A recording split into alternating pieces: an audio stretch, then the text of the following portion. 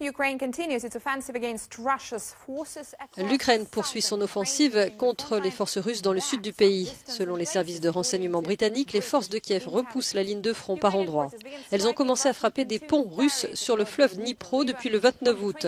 Selon des sources ukrainiennes et russes, les forces ukrainiennes ont frappé un ponton construit à partir de barges près du pont routier Antonivski. Les forces russes continuent de transférer de grands convois d'équipements militaires depuis la Crimée et Mélitopol.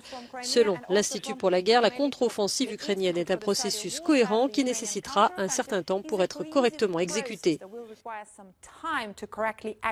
Le Kremlin exploitera probablement l'absence de victoire immédiate sur la ville de Kherson ou le silence opérationnel des Ukrainiens sur l'évolution de la contre-offensive pour présenter les efforts ukrainiens comme un échec et saper la confiance de la population.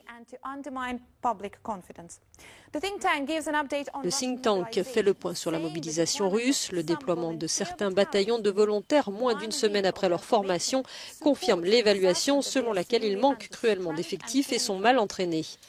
Une déclaration reprise par les services de renseignement britanniques. La Russie continue d'accélérer ses tentatives pour produire de nouveaux renforts pour l'Ukraine. L'efficacité opérationnelle de ces unités n'est pas connue. Elles manquent très probablement de personnel et ont reçu un entraînement limité.